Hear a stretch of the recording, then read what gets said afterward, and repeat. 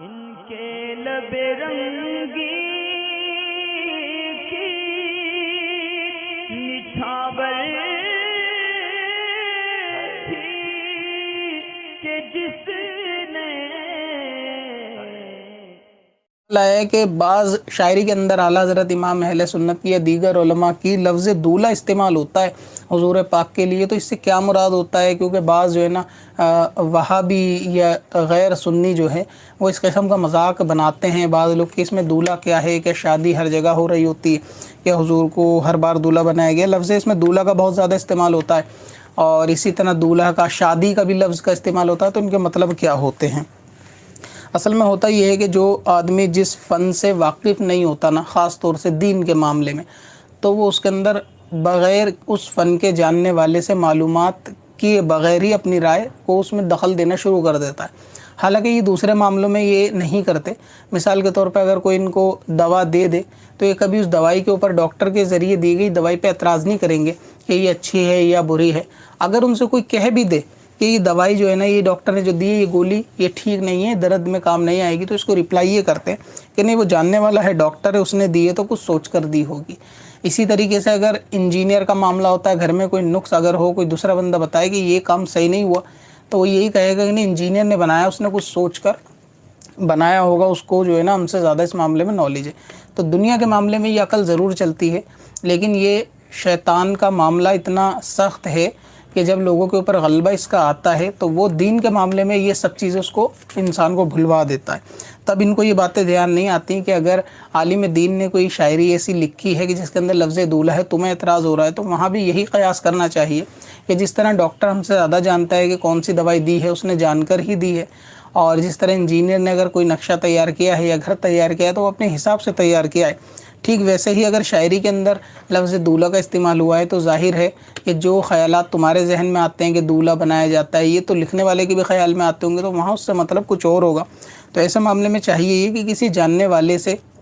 کہ جس کو شاعری کا فن آتا ہو تو ان سے پوچھ لیں، تو وہ آپ کو بتا دیں گے کہ ایسے الفاظ کے جو ڈبل معنی کے ہوتے ہیں کہ جس کو عام بول چال میں اس کا حقیقی معنی مراد لیا جاتا ہے، لیکن شاعری کے اندر جو ہے نا اس کا مجازی معنی بھی مراد لے لیا جاتا ہے. نہیں، کسی الفاظ کے دو معنی ہوتے ہیں، اس کا دوسرا معنی شاعری کے اندر مراد لے لیا جاتا ہے. اسی طرح شاعری کے اندر جو ہے نا کہاوتوں کا، محاوروں کا بھی استعمال کثرت کے ساتھ ہوتا ہے، اور یہ فن شاعری کے اندر استعمال کرنا اس کے حسن کو بڑھاتا ہے، یہ کوئی عیب پیدا نہیں کرتا. کہ شاعری بات ہی وہی ہے کہ جس کے اندر اپنی بات کو یعنی ایسے انداز میں کہیں کہ جس سے سامنے والے کی بات بھی سمجھ میں آ جائے. اور کبھی کبھی ایسا ہوتا ہے کہ اپنی بات کہہ دی جائے لیکن ہر کسی کے وہ بات سمجھ میں نہ آئے. اب یہ جو لفظ دولہ کا مطلب ہوتا ہے نا، یہاں دولہ سے مراد یہ شادی اور دولہ نہیں ہے، بلکہ یہ اگزامپل اور مثال اور کہاوت کے طور پہ یہاں پہ بیان ہوتا ہے.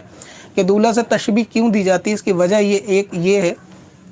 کہ جب آپ کسی پوری بارات کو دیکھیں گے تو اس بارات کے اندر ایک دولہ ہی ایسی پرسنالٹی ہوتا ہے کہ جو اس بارات کے اندر اس وقت سب سے خاص ہوتا ہے. اس کے خاص ہونے کی وجہ بھی یہی ہوتی ہے کہ ایک تو پوری بارات اس کے صدقے میں آئی ہوئی ہوتی ہے کہ اس کی وجہ ہی سے وہاں سب لوگ جمع ہوتے ہیں، خوشی ہوتی ہے، اور ہر آنکھ جو ہے نا وہ دولہا کو دیکھنے کی تمنا بھی کرتی ہے. یعنی کوئی بھی شخص ہوتا ہے وہ بھیڑ میں یہی دیکھتا ہے کہ دولہا کہاں ہے، دولہا کون ہے، تو اس کو دیکھنے بھی لوگ جاتے ہیں. تو وہ ایک ایسی پرسنالٹی ہوتی ہے اس وقت میں بارات میں جس کی شادی ہوتی ہے کہ سب جو ہے نا اس کو دیکھنے کے لیے آتے ہیں، اور وہ سب سے امپورٹنٹ پرسن ہوتا ہے اس وقت میں. تو اسی لیے وہاں پر دولہا کی اس خاصیت کو کہ دولہا جس طرح ساری بارات میں سب سے خاص بندہ ہوتا ہے، جس کی وجہ سے وہ سارے باراتی آئے ہوئے ہوتے ہیں جو کھانا کھا رہے ہوتے ہیں، جس کی وجہ سے سارا انتظام اور یہ سارے معاملات کھانے پینے کے رکھے گئے ہوتے ہیں، جس کی وجہ سے وہ دن رکھا گیا ہوتا ہے، تو وہ ایک بندہ ہوتا ہے جس کو دولہا کہتے ہیں. تو یہی مشابہت و تشبیہ کے اعتبار سے جو ہے نا شاعری میں حضور پاک کو دولہا کہا جاتا ہے کہ وہ سب سے خاص پورے عالم کے اندر، کہ جیسے عالم کو ایک تصور کر لیں آپ، یہ دنیا پوری باراتی ہے اور وہاں جو سب سے خاص پرسنالٹی ہے پورے عالم کے اندر وہ حضور پاک کی ذات ہے. تو وہاں پر اس اعتبار سے جو ہے نا ان کو دولہا سے تشبیہ دی جاتی ہے کہ وہ سب سے خاص مخلوق کے اندر ہیں، کہ جن کے صدقے میں سب آئے ہوئے ہیں اور سارا عالم جو ہے ان کی وجہ سے قائم ہے. وہی اگر نہ ہوتے تو یہ دنیا نہ ہوتی. جس طرح سے اگر دولہا ہی نہ ہوتا تو پھر وہ بارات اور وہاں کے کھانے پینے یا جن लोगों के आने जाने मिलने जुलने का कोई सबब बनता ही नहीं, तो खैर वैसे ही हुजूर पाक का इस आलम में आना गोया ऐसा है कि जैसे एक बारात के अंदर दूल्हे की अहमियत होती है, वैसे ही सारे आलम के अंदर हुजूर पाक की जो अहमियत और ख़ुसूसियत है वो और किसी को हासिल नहीं है, कि जैसे बारात के अंदर दूल्हा के सिवा किसी और को वो इम्पोर्टेंट हासिल नहीं होती। यानी औरों को तो खाना आप इस तरह भी कह सकते हैं कि जी खाना चालू हो गया, वहाँ टेबलें लगी हैं, जाकर बैठकर खा लो, लेकिन दूल्हा के साथ आप वहाँ ऐसा भी नहीं कह सकते। उसके लिए तो इम्पोर्टेंट, आप अगर वो कुछ मंगाएगा 10 बार भी तो 4 लोग बड़ी खुशी के साथ उसको जो है ना लाकर देंगे। तो इस तरीके से जो है ना एक अलग ही जो है ना उसका मर्तबा और रुतबा दूल्हा का उस वक्त होता है। तो ये सब एक इम्पॉर्टेंट एग्जांपल आपको मैं समझाने के लिए सिर्फ अर्ज़ कर रहा हूँ। तो हकीकत में वही है कि लफ्ज़ दूल्हा का जो इस्तेमाल होता है वह हुजूर पाक की ज़ात की खुसूसियत के लिए होता है, कि जैसे आलम को आप दुनिया समझे और हुजूर पाक को एक ख़ास जो है ना उसमें दूल्हा समझे, कि दूल्हा जो इम्पोर्टेंट पर्सन है वैसे ही हुजूर पाक है। और जो लफ्ज़ शादी होता है इस्तेमाल दूल्हा और शादी, शादी से मुराद होता है खुशी, यानी शादी लफ्ज़ का मतलब खुशी होता है। तो जहाँ बाज़ वक़ात शादी लफ्ज़ बोला जाता है तो उससे मुराद जो है ना खुशी होता है, उसका तर्जुमा शादी, वो हमेशा बैंड बाजे और बारात वाली शादी मुराद नहीं होता। तो जिस तरह शायरी के अंदर दूसरे अल्फाज भी ले लिए जाते हैं असल बोलकर, उसके दूसरे माने भी इस्तेमाल होते हैं शायरी के अंदर, ये उसका हुस्न होता है इस्तेमाल करना, इसी को जो है ना फ़न भी कहते हैं। तो वहाँ पर जो शादी का लफ्ज़ है वो शादी का लफ्ज़ होता है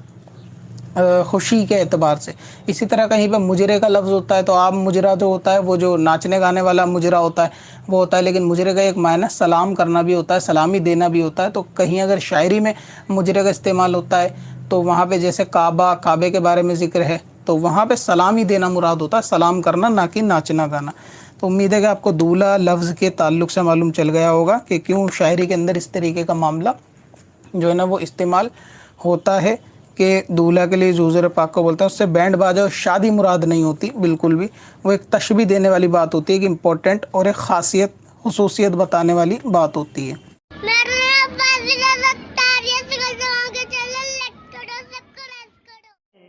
पत्थर में असल